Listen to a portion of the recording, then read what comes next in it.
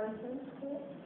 And I wanted, while you're in the social topic, I wanted you to maybe briefly tell us about the culture in India is very strong in terms of what we read about the caste system, and how does that influence the growth where some may be disadvantaged, so I don't know, maybe you can talk a little bit about that. That's a very, very interesting question, and I think there are two issues in India.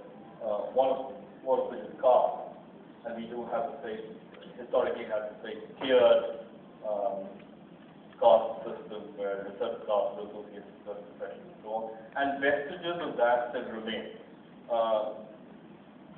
The big thing about India, and these are things that are not really reported in the Western media, has been that over the last 3 decades or so, has been a story of enormous empowerment of the lower caste and their move up the political ladder.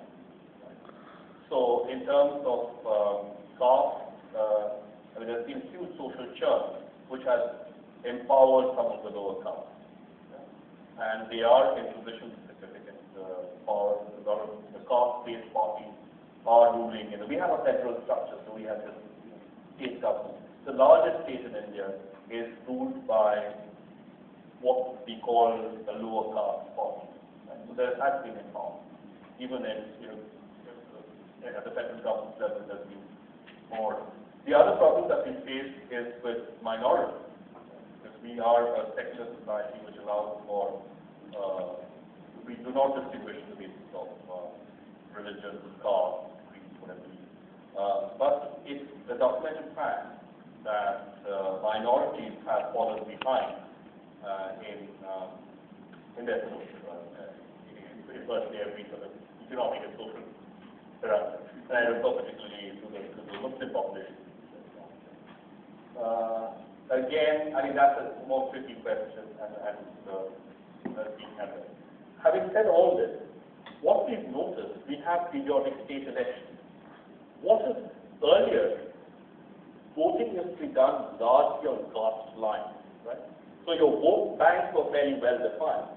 So if you were from caste X, you could depend on all the votes from members of caste X. But over the last decade or so, we've seen that the politics of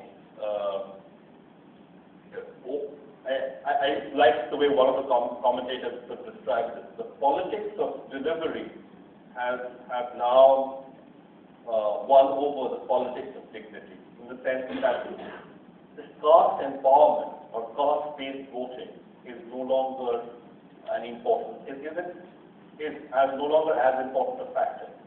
Governments are being voted in or out based on their economic performance alone, their ability to provide jobs, education, health, and so on. So I think that's a very, very encouraging trend.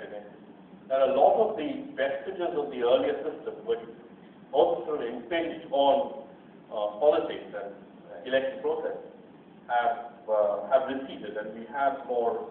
It's becoming more like the US. But it's really, it's the economy stupid kind of thing, which is happening in a way. Does that answer your question? Yeah, it's a shame that you have to walk all the way in country. I'm Gauri. I'm going to say that, sorry. Okay. I'm Gauri Shankar. I'm mostly from India and been in USC for in the US for like 30 years. But my question is about the single ID that is being trying to be implemented around the country. How would that make a difference in terms of corruption and growth? All right. Let me just quickly, since we're running out of time, I'm just going to sort of go through one issue and relate your query to that. One of the problems that we have, apart from other things, is the fiscal problem. And those of you from the US are aware of how a fiscal drag can affect future possibilities and so on. So in terms of government debt and so on, it's been very high, and we really have been able to sort of bring it down to effectively. And compared with other markets, I mean, we are significantly higher. Yeah? And I sort of bring you to this slide, which tells you what the process is. So there's very large subsidy elements, right? We provide subsidies for virtually a lot of things, fertilizers, food, one of the problems with these subsidies is that they get, there is considerable leakage of these subsidies, in the sense that they don't reach the poor. But, for instance, a middleman who's handling low-priced food, right, which is meant for the poor, would sort of take it and sell it on the free market. So that's the big issue. So targeting subsidies, in a nutshell, has been a big challenge. And that's one of the ways to sort of bring this blue thing down and sort of reduce the expenditure of subsidies and ultimately get government debt and borrowing down. The UID, we have a project now which is called the UID project, or using an Indian word called Aadhaar, which would give it's a biometric card which would have very, very critical details of an individual embedded in the chip. So one thing we hope would happen is that if this is used in order to distribute subsidies and so on, the possibility of people who are not entitled to these subsidies actually coming and getting these subsidies would reduce significantly. Because just by using the smart card, you'll be able to determine whether the person is actually poor, below the poverty line, is entitled to the subsidy, etc. So that's one very, very major development that will take place. It would also help in, for instance, as a banker, when I'm asked, as I said, there's quite a bit of emphasis on financial inclusion.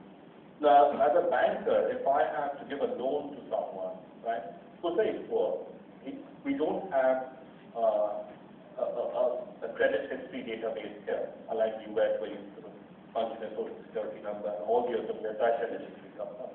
So I would actually be very squeamish about giving a loan to a very poor person.